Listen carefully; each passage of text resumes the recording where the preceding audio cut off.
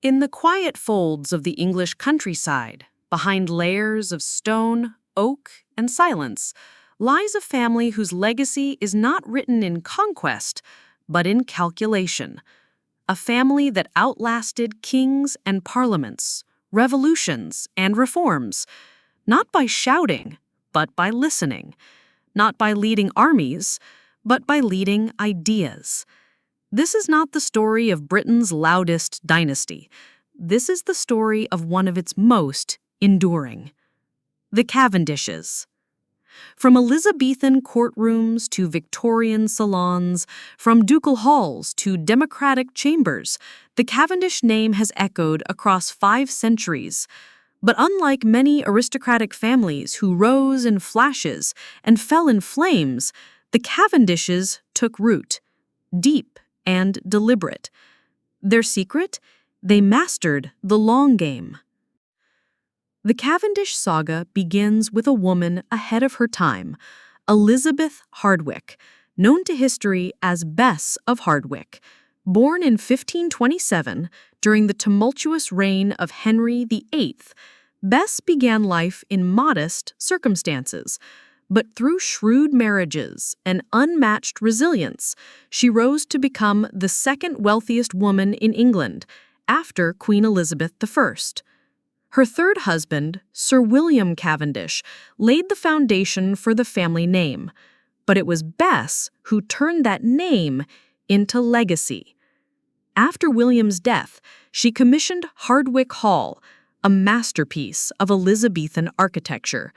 With its towering glass walls and modern symmetry, it declared something bold, that wealth could rival royalty, and that women could shape empires brick by brick.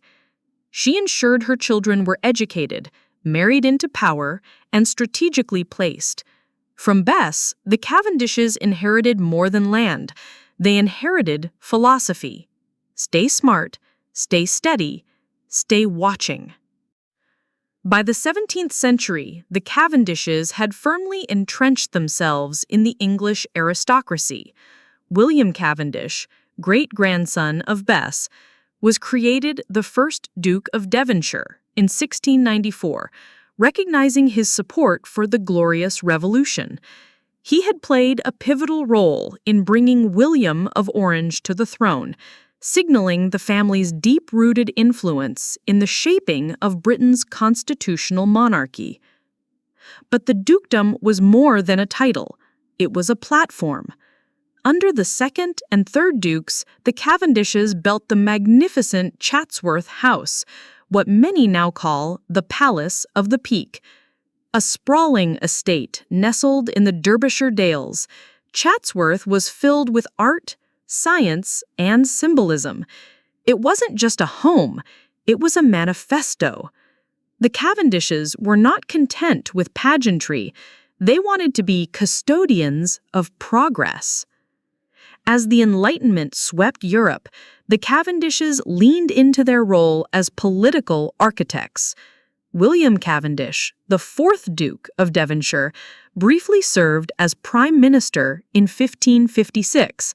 A short tenure, but a powerful symbol.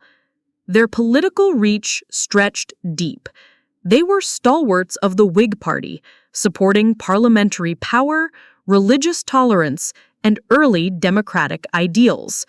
While others in the aristocracy clung to privilege, the Cavendishes adapted.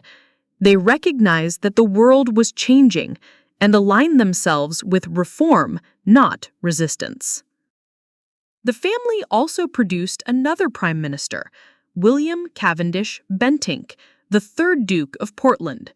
Though his surname was a fusion, his roots were unmistakably Cavendish. His leadership during turbulent times cemented the family's role in the machinery of empire. By the 19th century, the Cavendishes were among the richest families in the world. Their land stretched from Derbyshire to Yorkshire, Sussex to London. They owned tens of thousands of acres, multiple estates, and even parts of Ireland. Yet, unlike other noble families who flaunted wealth, the Cavendishes diversified. They invested in railroads, coal mines, and the canals that powered the Industrial Revolution. They backed universities, funded scientific research, and supported education for the working class. This wasn't charity, it was strategy.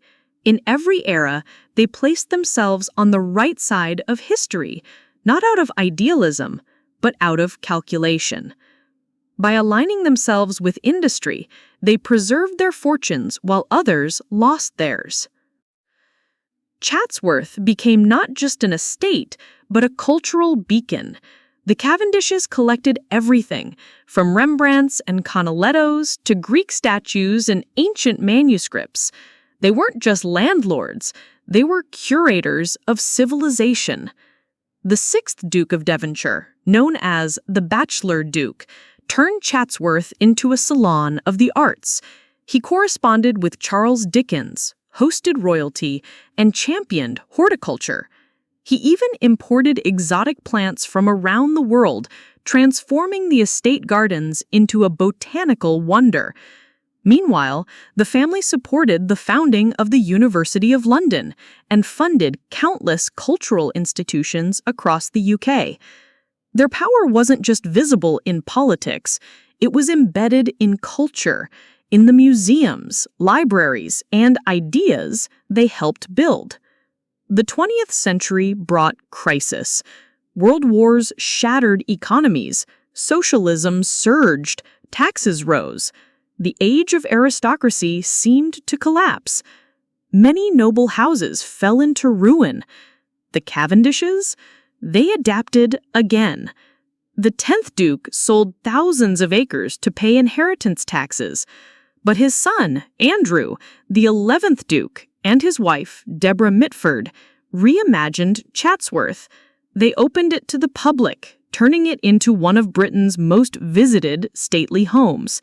Debo, that's D-E-B-O, was a savvy businesswoman and cultural icon.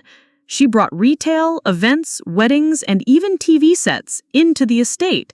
Chatsworth wasn't just surviving, it was thriving. In doing so, the Cavendishes once again proved their resilience. They were never just landlords. They were managers of meaning.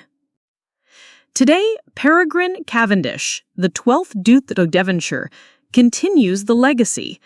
A soft-spoken man with sharp instincts, he has overseen modernization, digital archives, environmental programs, and expanded public access. The estate employs hundreds. It contributes to conservation, tourism, education, and heritage. In an era where nobility has little power, the Cavendishes still matter, not because of title, but because of trust. They represent continuity in a world addicted to disruption. The Cavendish story is not one of conquest, scandal, or fall. It is a story of endurance, curiosity, and timeless adaptation. Where others chased the crown, they chose the compass. Where others demanded obedience, they built loyalty. To understand Britain, you must walk through its castles, its parliaments, and its country roads. But to understand how Britain endured, you must study the Cavendishes. Their name is not shouted, but it is known. Their story is not brief, but it is brilliant. Because true dynasties don't just rule, they last.